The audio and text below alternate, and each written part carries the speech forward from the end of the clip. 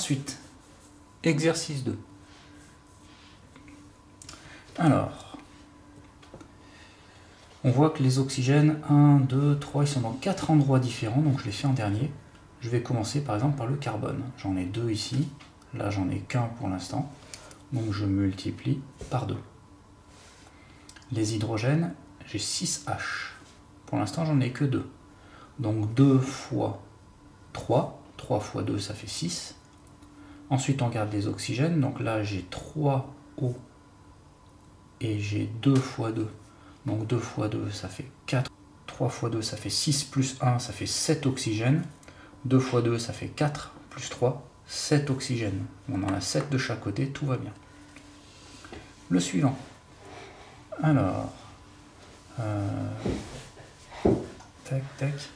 Allez, je vais commencer par les oxygènes.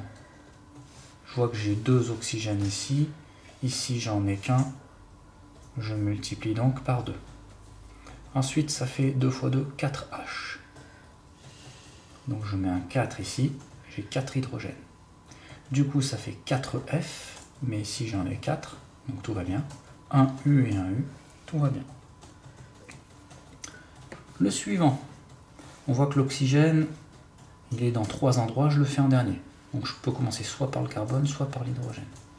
J'ai 8 carbone. Là, j'en ai qu'un. Donc 8 fois 1, ça fait 8 carbone. 18H. J'en ai déjà 2, je multiplie par 9.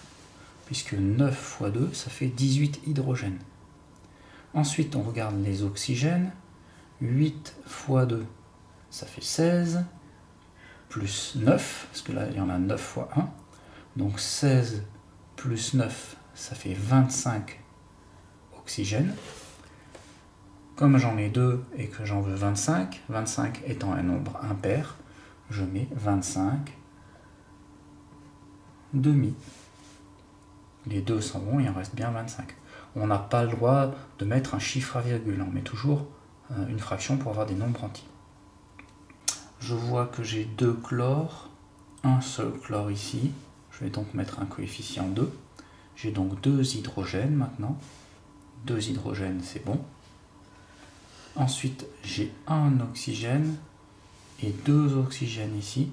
Comme j'en ai un là, j'en veux un seul ici. Je mets donc une fraction.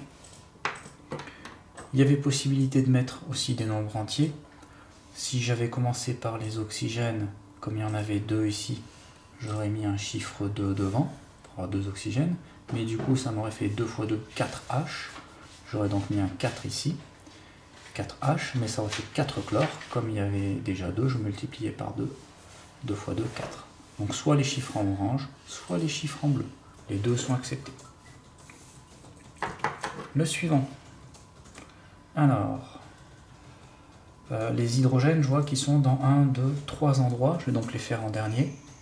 Je commence par les carbones. 1 et 1, c'est équilibré. Les oxygènes, 1 et 1, équilibré. Donc je fais les hydrogènes. Là, j'en ai 4 plus 2, ça fait 6. Comme j'en ai 2, je multiplie par 3. 3 fois 2, ça fait 6. En fait, elle était toute simple. Le suivant. Alors, le N, il y en a 1 et 1.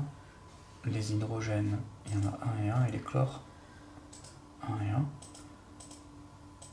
Ah, les azotes, les N, il y en a 3. Donc les N, je les fais en dernier. Alors, je peux commencer... je vais commencer par les hydrogènes, parce qu'en fois, je m'aperçois que c'est difficile. Là, il y en a 3, et là, il y en a 4. Donc, c'est pas évident. 3 et 4, ça serait bien de trouver un multiple.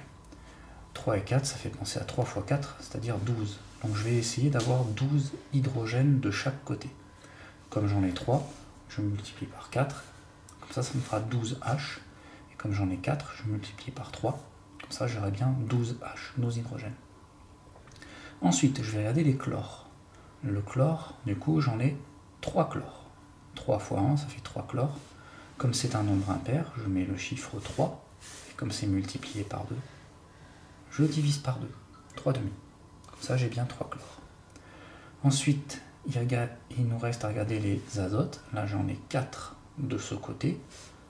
Ici, j'en ai 3 plus 2, ça fait 6, donc il y a un problème. Donc comme j'en ai déjà 3, pour aller à 4, ça serait bien que j'en ai qu'un seul ici. Pour en avoir qu'un seul, hop, eh bien je multiplie par 1/2. Les 2 s'en vont, il reste qu'un seul azote. 3 plus 1, ça fait 4. Et ici, j'en ai 4. Celle-ci n'était pas évidente. La suivante. Alors, j'ai 2N, ici j'en ai qu'un seul. Je vais donc mettre un coefficient 2. 2 fois 3, 6H. 3 fois 2, 6H.